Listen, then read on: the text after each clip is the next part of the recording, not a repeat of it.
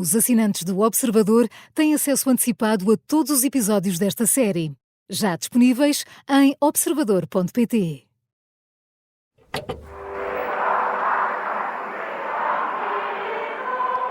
Na noite do atentado, José Santos Cabral está em casa, em Coimbra, a ver televisão.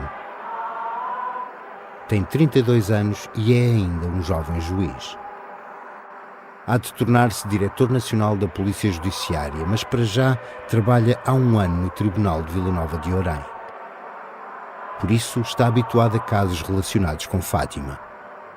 As imagens há pouco no princípio eram confusas, portanto não se tinha a percepção propriamente do que tinha acontecido, e a pouco foi-se formando a ideia de que realmente tinha havido um atentado, portanto, pelo decorrer das horas. E nessa altura eu pensei, bom, já vou ter trabalho. Dentro de 5 meses, Santos Cabral vai ter nas mãos a tarefa de julgar o padre Cron. Os olhos do mundo vão estar naquele tribunal de Ourém.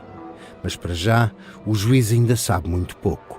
Está no sofá, perplexo com o que acaba de ver. As horas que se seguem vão ser decisivas. Cron vai confessar tudo à polícia. Mas ao longo das próximas semanas vai começar a surgir uma dúvida na cabeça de polícias e procuradores que Santos Cabral vai ter de desfazer. O padre Cron é culpado ou é louco?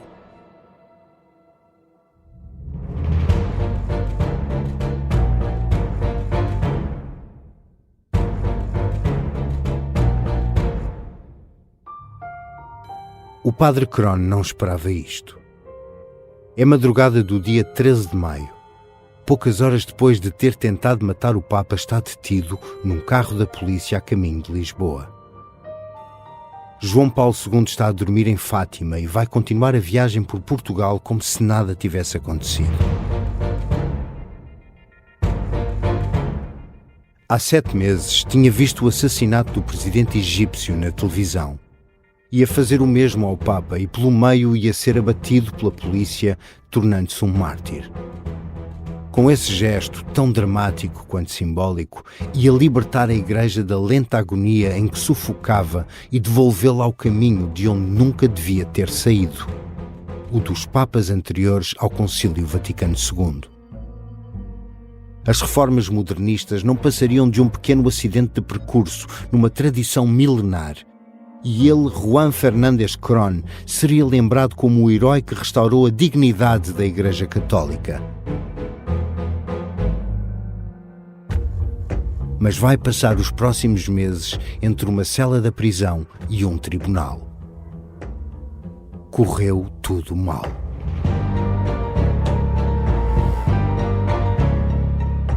Matar o Papa é uma série para ouvir em 6 episódios que faz parte dos Podcast Plus do Observador.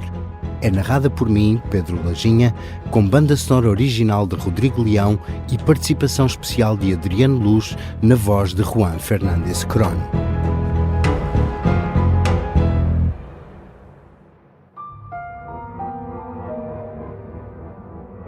Episódio 5. Não é pecado.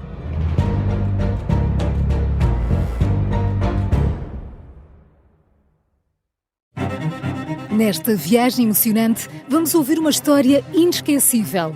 A cada episódio, o suspense envolve-nos, assim como a experiência única de movimento da Kia. Junte-se a nós nesta viagem. Kia, Movement that Inspires.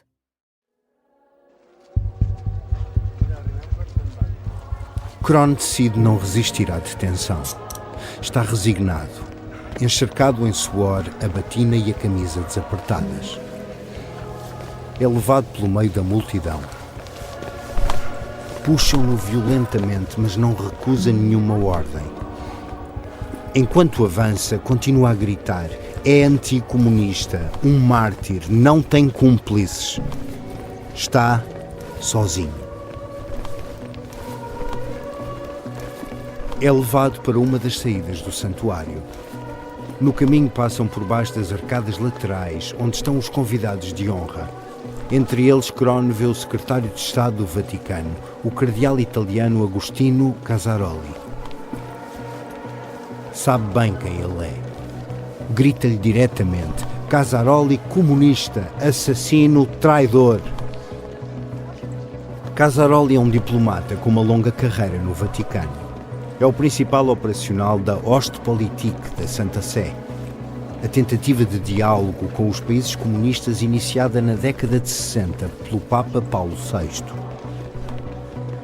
O cardeal italiano foi o arquiteto de acordos com países como a Checoslováquia, a Jugoslávia e a Hungria, que garantiram alguns direitos e liberdades à população. Mas para Kron, a simples ideia de dialogar com aqueles países é uma traição.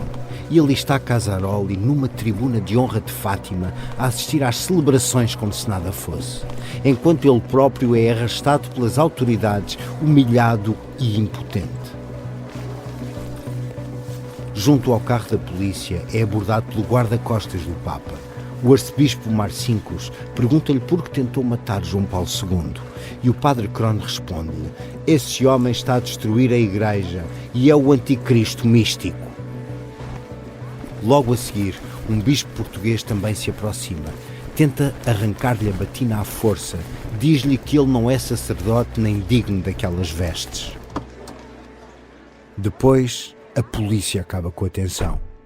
O padre Kron é posto dentro do carro e levado dali para fora.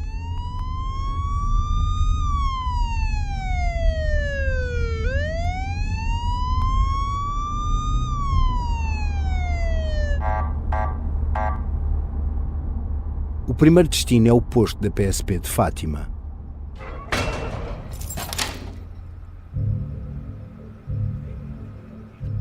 É interrogado logo na cela e confessa tudo. Admite que veio de Paris para matar o Papa e explica as razões que o levaram a fazer aquilo. Mas o que está em causa não é um simples crime. É um atentado contra a vida de um chefe de Estado e isso é matéria para a Polícia Judiciária. Ainda nessa noite, o padre Kron vai seguir imediatamente para Lisboa. Quando chega às 3h30 da manhã, fica detido na PJ. Anos depois, há de confessar à RTP que foi a primeira noite em muito tempo que conseguiu dormir decentemente. Entretanto, em Fátima, mais de 12 horas depois da tentativa de agressão ao Papa... Quando acorda, a notícia já começou a espalhar-se.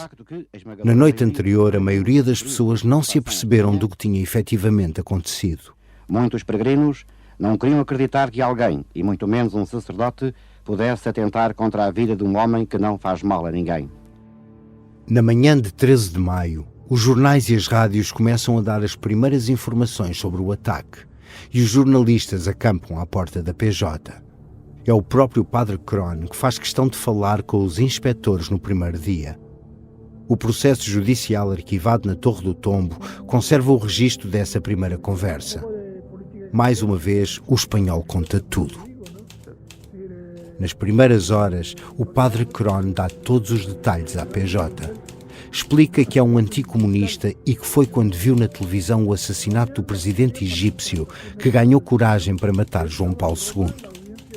E apresenta pela primeira vez o argumento que vai usar durante todo o processo. Agiu em legítima defesa. Diz que não é pecado matar o Papa se isso for feito em legítima defesa da Igreja. Conta como comprou 3 facas para perceber qual era a melhor. Explica que desenhou o plano durante 6 meses. Dá os pormenores da viagem de comboio entre Paris e Fátima e detalha como estudou o terreno no santuário e se posicionou junto ao corredor central para tentar esfaquear João Paulo II. Hoje diz que os interrogatórios a que foi sujeito foram especialmente duros e traumáticos. Muito traumático e ao mesmo tempo lo assumi, lo suportei. Foi muito traumático, mas ao mesmo tempo aceitei e suportei tudo, com um espírito de sacrifício, efetivamente. Foi traumático porque fui agarrado, acusado e interrogado por pessoas diferentes que a cada minuto entravam e saíam. Acusado e interrogado cada minuto por pessoas diferentes que entravam e saíam. Nos interrogatórios não me tocaram. Esse primeiro foi muito duro, muito acusador. Não me tocaram, né? Pero esse primeiro muito duro, muito acusador. E depois foi interrogado por 2 da Polícia Judiciária quando já estava detido em Lisboa. Duro. Polícia Judiciária, quando estava já detenido em Lisboa, duros, Kron conta que a Polícia Judiciária estava convencida de que o padre não tinha agido sozinho. Um ano antes, o atentado de Haliaca levou as autoridades a investigar as possíveis ligações ao KGB e a um plano internacional para matar o Papa. Agora, a PJ quer ter a certeza de que não está perante uma nova conspiração. Ou pior, a mesma. O caso do atentado no ano anterior ainda nem sequer estava totalmente fechado. Nesta mesma semana, o cidadão turco que tinha tentado matar João Paulo II a tiro em Roma voltou a ser interrogado. A polícia italiana queria que Haliaca revelasse a identidade dos cúmplices que o tinham ajudado no plano, depois de o próprio ter revelado, por exemplo, que foi treinado na Bulgária e na Síria por especialistas em terrorismo internacional. Outros homens chegaram a ser detidos por suposta ligação ao ataque. A possibilidade de o padre Krohn estar ligado ao atentado anterior não era assim tão remota. E a de haver cúmplices, ainda menos. A polícia admite todas as possibilidades e está determinada a não cometer nem mais um erro. Num só dia faz 4 detenções. 2 estrangeiros que estavam há 5 dias hospedados num hotel em Lisboa. Um homem que planeava invadir a Nunciatura Apostólica. E um ex-padre que andava a fotografar os locais por onde o Papa ia passar em Coimbra. Na sede da Polícia Judiciária, Krohn continua a repetir o mesmo. Agiu sozinho. Como não quer que algum detalhe se perca na tradução, nem que restem quaisquer dúvidas sobre o que fez e por que o fez, o padre espanhol não se limita a responder às perguntas da PJ. Além de confessar de viva voz, pede papel e caneta e senta-se a escrever. Logo nesse dia 13 de maio, em que João Paulo II presida a missa em Fátima, o padre Krohn entrega aos inspectores um longo manuscrito. São 10 páginas em papel timbrado da PJ, escritas em espanhol com uma esferográfica azul. Nelas, Krohn recorre à teologia para se justificar. Recua à Idade Média e diz que o Renascimento representou o primeiro passo na decadência da Igreja. Escreve que João XXIII, Paulo VI e João Paulo II são antipapas, encarnações modernas do anticristo. Critica o Concílio Vaticano II e o comunismo, tudo para chegar a uma conclusão que para ele é óbvia. É preciso pôr um ponto final à agonia da Igreja, matando João Paulo II. No dia seguinte, enquanto o Papa continua a percorrer o país com aparente normalidade, o padre Krohn vai ser levado a um juiz para o primeiro interrogatório. E a atenção dos jornalistas vai dividir-se entre os dois. Os jornais contam que depois de passar cerca de 24 horas em Fátima, João Paulo II volta a Lisboa de helicóptero. A agenda do Papa para o dia 13 ainda inclui uma audiência com o corpo diplomático antes do cair da noite. Rui Correia de Oliveira fica aliviado quando o Papa sai de Fátima. O dia 13 foi de facto um momento de grande relaxamento, com uma enorme alegria interior de que uma grande coisa tinha acontecido, onde a questão do atentado nem se falou. Mas o atentado continua em destaque nos jornais. O primeiro-ministro Francisco Pinto Balsemão faz um comunicado a dizer que o governo português manifesta repulsa e profunda consternação. E o presidente dos Estados Unidos, Ronald Reagan, dá graças a Deus por nada ter acontecido ao Papa. A PJ revela novos dados aos jornalistas. Através da Interpol está em contacto com França e Espanha. Já confirmou que Krohn é um padre ligado à Fraternidade de São Pio X, a comunidade do bispo francês ultraconservador Marcel Lefebvre. A agência espanhola EF distribui aos jornais portugueses o testemunho de um antigo colega de escola do padre Krohn. Descreve-o como inteligente, frio e calculista e como um aluno brilhante. No dia seguinte, a 14, João Paulo II viaja para o Alentejo.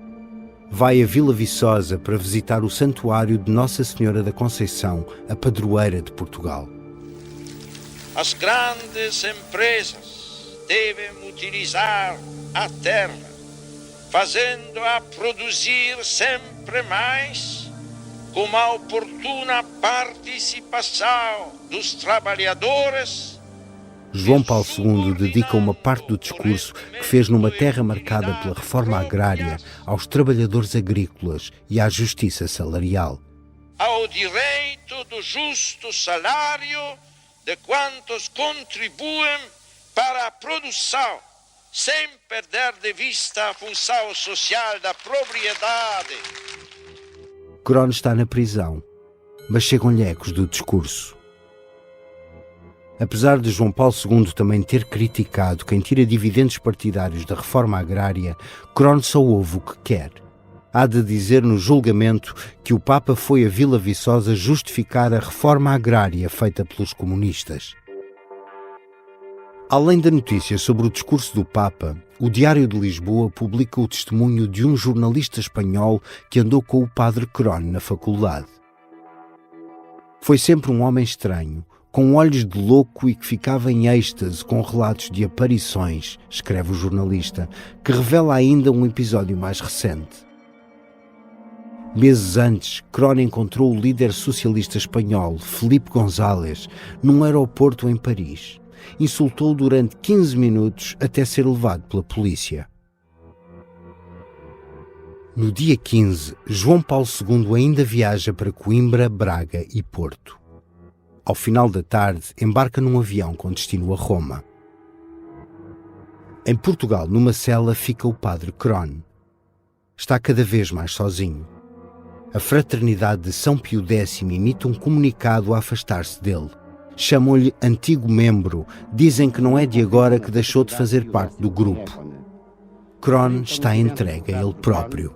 A comunidade declarou lamentar profundamente o incrível comportamento de um dos seus antigos membros, condenando severamente este fanatismo obcecado. Tendo recebido em 1978 a ordenação sacerdotal, que lhe foi conferida por Monsenhor Lefebvre, Juan Fernández Crohn acabou por deixar a fraternidade ao recusar-se, ao contrário desta, a reconhecer a autoridade do Papa. Mais de 40 anos depois, o padre espanhol continua a rejeitar o comunicado da organização. Sempre estuve no marco da fraternidade até o final. Estive sempre na fraternidade até ao fim. Houve alguns que disseram o contrário, talvez para desculpar um pouco o Monsenhor Lefebvre e a fraternidade, para os distanciarem de mim, mas isso não é verdade. Eu estive na fraternidade até ao último dia, até ao dia em que apanhei o comboio para Fátima. Distanciar-se de mim e tal, mas não é certo. Eu estive na fraternidade até o último dia, até o dia que tomei o trem em direção de Fátima.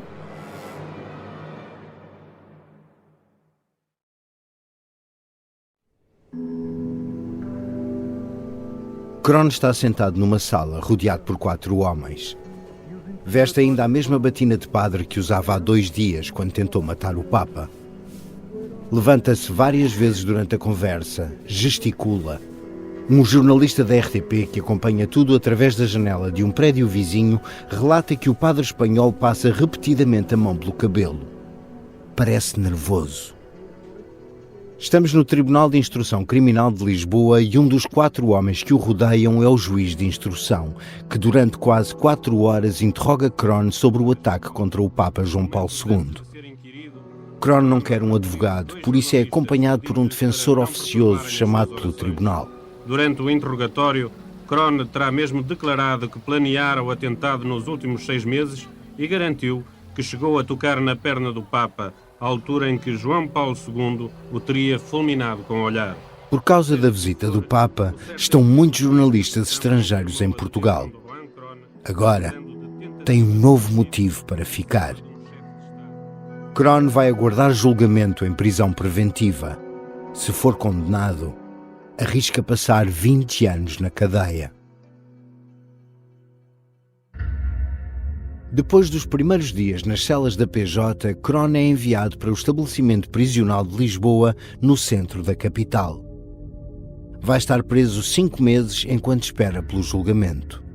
O jornalista João Francisco Gomes falou com Juan Fernández Crohn. A prisão preventiva muito dura, muito dura.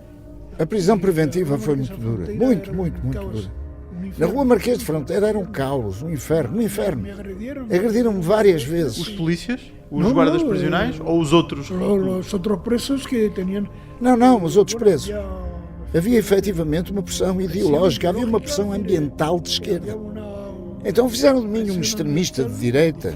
Quase todos os reclusos viam em mim um fascista. Um extremista de direita. Isso foi, quase todos os reclusos veíam em mim um fascista. Havia uma anarquia total. E tive confrontos violentos, em parte resultado da minha reação desesperada para sair daquilo. Era uma situação de pressão e de ameaça muito grande que nunca tinha vivido. Porque uma situação de pressão e de ameaça muito grande, não? É dizer, que eu nunca havia vivido, não? Na cadeia, o padre Cron reza o terço mais de 10 vezes por dia. O resto do tempo é passado a escrever.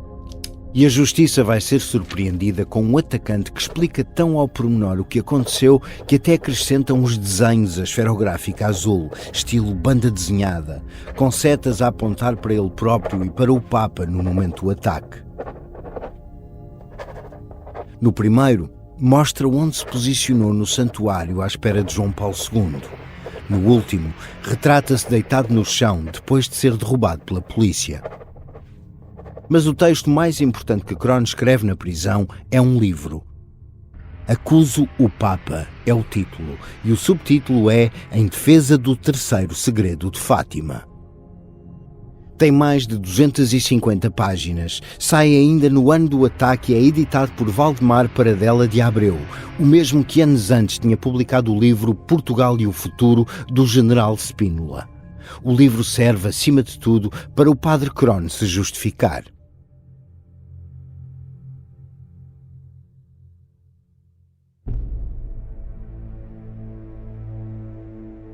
Uma das coisas que o padre Cron descreve no livro é o momento em que pôs à prova a intenção que tinha de matar João Paulo II.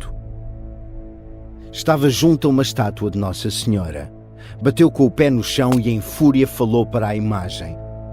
Se Nossa Senhora reprovar as minhas afirmações, que ela me precipite imediatamente no inferno. Não aconteceu nada. Para o padre Cron, isso só podia querer dizer que a Virgem Maria estava do lado dele.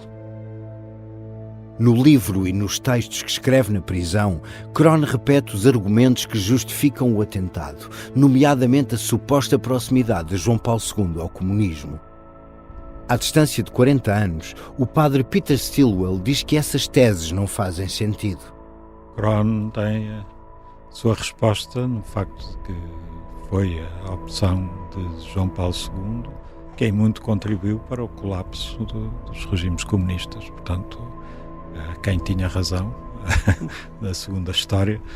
No mundo ocidental havia muito a ideia de que os regimes comunistas estavam para ficar e que seria impossível que eles caíssem. A ideia de que os regimes pudessem colapsar por dentro era qualquer coisa que não estava na mente de quem quer que fosse, do Ocidente. E o Cron padece dessa falha de visão. Quando o padre Cron tentou matar João Paulo II, ainda faltavam 7 anos e meio para a queda do Muro de Berlim, mas a influência do Papa na luta contra o comunismo já era evidente. O que só seria tornado público muitos anos mais tarde, já depois da morte do Papa, é que João Paulo II não saiu ileso daquela noite em Fátima.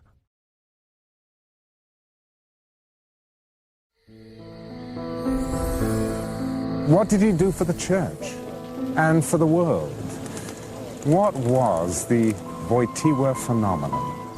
Outubro de 2008. João Paulo II já morreu há 3 anos. O Papa é agora Bento XVI.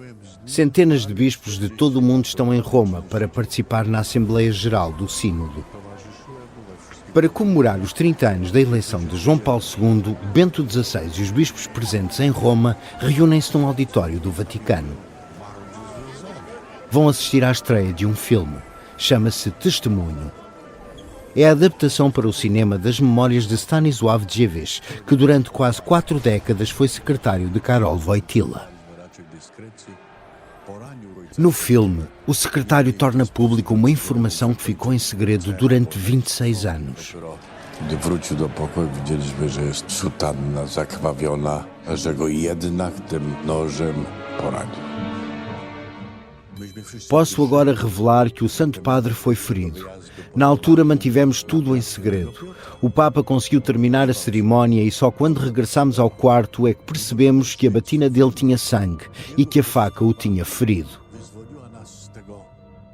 João Paulo II e Stanisław Dziwisz decidiram ali mesmo que a informação nunca sairia daquele quarto. Nem mesmo Manuel Ramalhete, o chefe da segurança que salvou o Papa, soube do ferimento. Mais de 40 anos depois, continua a dizer que o único sangue que viu foi o de um agente que se cortou num dedo. O subchefe Moura, o meu colega, cortou-se ao tirar o sabre ao padre Krohn, portanto ao agressor, cortou-se, fez um golpezinho num dedo, um pequeno golpe, mas fez sangue. Ora bem, depois mais tarde falou-se, houve um bispo que era o secretário, que veio falar que Sua Santidade tinha sangue na vestimenta. É assim, se teve, ninguém me comunicou, nem eu vi. O segredo tinha sido bem guardado. A investigação da PJ dura 5 meses. O trabalho dos investigadores é facilitado pela confissão de Krohn. O padre espanhol garante que não quer esconder nada. Faz questão de que os manuscritos que preparou sejam anexados ao processo. São dezenas de páginas que contêm os pormenores do caso. Mas a polícia tem de confirmar tudo. Ao longo de 5 meses, os inspectores interrogam várias testemunhas, incluindo Manuel Ramalhete e os outros agentes que fizeram o cordão de segurança ao Papa. Todos contam a mesma história. Garantem ter visto Krohn tentar chegar perto do Papa várias vezes e só viram o sabre quando o padre foi atirado ao chão. A arma, entretanto, também é analisada pela polícia científica. Os inspectores não têm dúvidas de que é uma baioneta usada nas espingardas Mauser. A lâmina de aço puro tem mais de 24 centímetros de comprimento. Tinha sido afiada e tem um apreciável poder de corte, diz o relatório da polícia. Tem uns caracteres asiáticos gravados no punho. Os primeiros inspectores que os viram pensaram que eram árabes ou chineses, mas uma perícia pedida pela investigação revela que é uma baioneta tailandesa de 1902. De alguma maneira foi parar a uma feira de velharias em Paris, onde Krohn a comprou. Pelo meio da investigação hão de surgir teorias que nunca serão comprovadas. 2 testemunhas dizem ter reconhecido Krohn na televisão. Teria estado em Santa Maria da Feira no ano anterior com um padre conotado com a extrema-esquerda. O tal padre é chamado a testemunhar e rapidamente se conclui que é tudo mentira. Outras 2 testemunhas vão à PJ do Porto dizer que estiveram em Fátima no dia do ataque e que viram um rapaz com um ar suspeito que podia ser cúmplice, mas a pista também não leva a lado nenhum. No final de julho, o Ministério Público formaliza a acusação. Krohn vai responder por 3 crimes: porte de arma proibida, agressões a um chefe de Estado estrangeiro e tentativa de homicídio. Está uma multidão na rua. No caminho entre a prisão de Leiria, onde Krohn passou a noite, e o Tribunal de Orém, há 250 agentes da polícia. É uma operação de alto risco. Há vários meses que os portugueses aguardam este dia. Finalmente vai começar o julgamento do homem que quis matar o Papa em Fátima. O juiz José Santos Cabral tem de contornar a multidão para poder entrar. As pessoas estavam expectantes e as pessoas não compreendiam muito bem ainda o que é que aquele ato em concreto representava, como é que se tinha passado, qual tinha sido efetivamente o contorno daquilo. Santos Cabral quer tratar o caso como apenas mais um. Tem de decidir imparcialmente, como em qualquer outro julgamento. Mas a atenção mediática é esmagadora. Nós tínhamos a noção, eu e os meus colegas tínhamos a noção de que este julgamento foi o primeiro julgamento com uma repercussão internacional muito grande. E nós tínhamos uma responsabilidade acrescida, que as coisas corressem e fluíssem formalmente bem e que transparecesse uma ideia de que realmente que a justiça portuguesa estava apta para julgar este ou qualquer outro caso, por maior que fosse a dificuldade. O padre Crone volta a recusar contratar um advogado. Por isso recebe um defensor oficioso, José Maria Lopes Perdigão. O advogado de 82 anos é católico e empenha-se no caso. Acredita que vai defender um homem de bons sentimentos. Mas o processo começa logo a trazer-lhe problemas. Antes do julgamento, recebe uma carta ameaçadora em nome de um grupo de católicos. "Veja no que se mete", escreviam.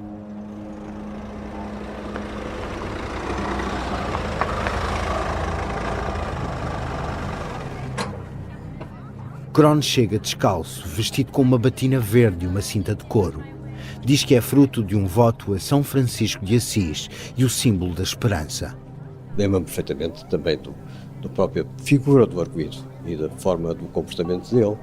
Era um símbolo, era uma simbologia quer dizer, que ele pretendia. Configurava-se não só nas palavras que ele dizia, mas na postura também e até na forma de vestir.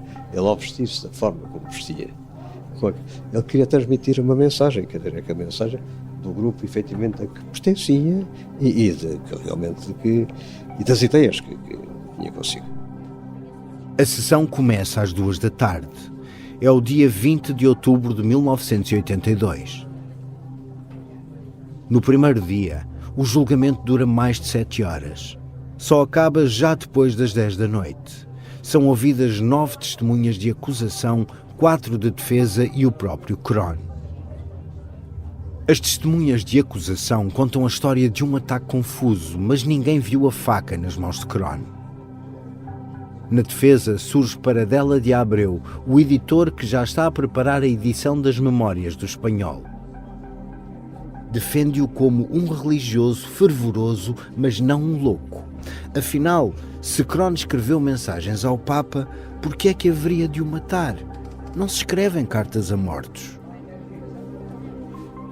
Quando é chamado a depor, o padre Crone nunca fala de João Paulo II como Papa. Refere-se a ele como Karol Wojtyła e, por isso, apesar de confirmar todos os factos da acusação, rejeita que o crime tenha sido cometido contra um chefe de Estado. Para ele, Wojtyła não é Papa, é só um impostor. E insiste num ponto: não está louco. É uma pessoa normal do ponto de vista psicológico e não aceita que digam o contrário. Acredita que essa é a narrativa posta a circular pela Igreja. Para o padre Crone, chamar-lhe louco é pior do que prendê-lo. Está furioso com o que pensa serem as manobras da Igreja para o declarar um alienado mental. Diz que é uma forma de descredibilizar os argumentos que defende. Antes de a sessão terminar, o tribunal faz aquilo que Crone mais temia. Para decidir em consciência sobre a aplicação de uma pena tão grave, os juízes precisam de ter a certeza sobre se o arguido está em condições de responder pelos crimes que cometeu. Quando há um mínimo de suspeita sobre a estabilidade mental de um arguido, impõe-se uma questão de defesa do próprio tribunal. Nisso, efetivamente, ele pode ser imputável criminalmente, pode ser responsabilizado. A diferença que vai entre uma paranoia e uma personalidade normal é uma linha, muitas vezes, difícil de definir. Contra a vontade, Crone vai ter de ser submetido a exames psiquiátricos. Ao fim de 5 meses, continua a dúvida: é um criminoso ou é um louco? E pode sequer ser condenado por tentar matar o Papa. Mais de 40 anos depois, continua a insurgir-se contra a decisão do tribunal. Poner-me um sello de infâmia de... Pôr-me um selo de desgraça, de louco, um indivíduo pronto para a análise psiquiátrica e para o enterro. Foi assim que eu encarei. E isso foi tal como eu o vi. Para o padre Crone é tudo uma farsa. Insiste que agiu por motivos religiosos para repor a verdade na Igreja e que, por isso, aquele tribunal não tem qualquer autoridade sobre ele. Só responde perante a justiça divina.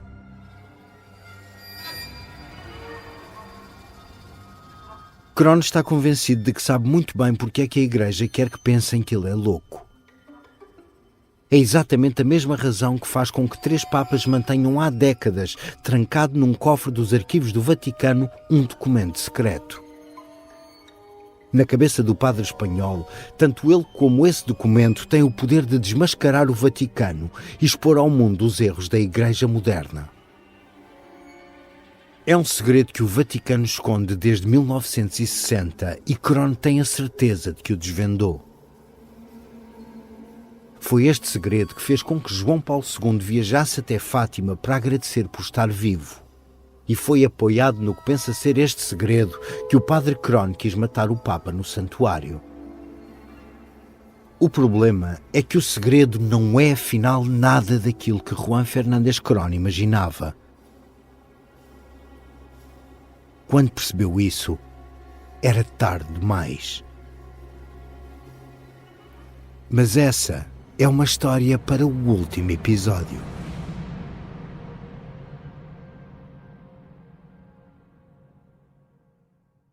No próximo episódio, é preciso obrigá-lo a acalmar-se para que o coletivo de juízes possa finalmente ler a decisão. O padre espanhol está inquieto, mexe-se no banco, não consegue esconder os nervos. Alguns minutos depois, quando a sentença se começa a aproximar da condenação mais do que evidente, Crone volta a interromper o juiz aos berros. Não aceito esta condenação, estou moralmente inocente. Viva Portugal católico! Morte ao 25 de Abril! Morte a Roma!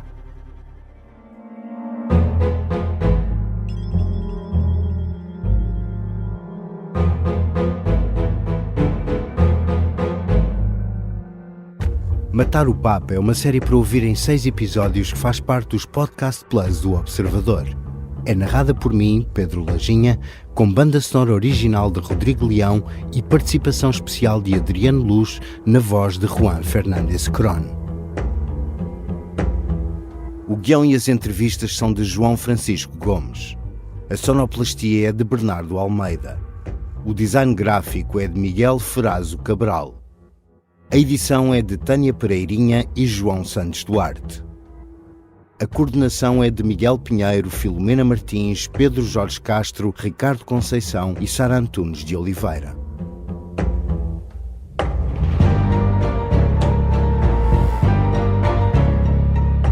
Neste episódio ouvimos sons do arquivo da RTP e outros retirados do YouTube.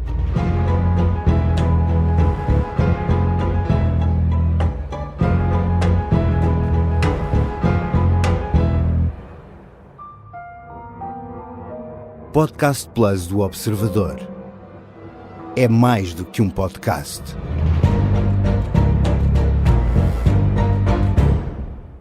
Os Podcast Plus do Observador têm o apoio da Kia.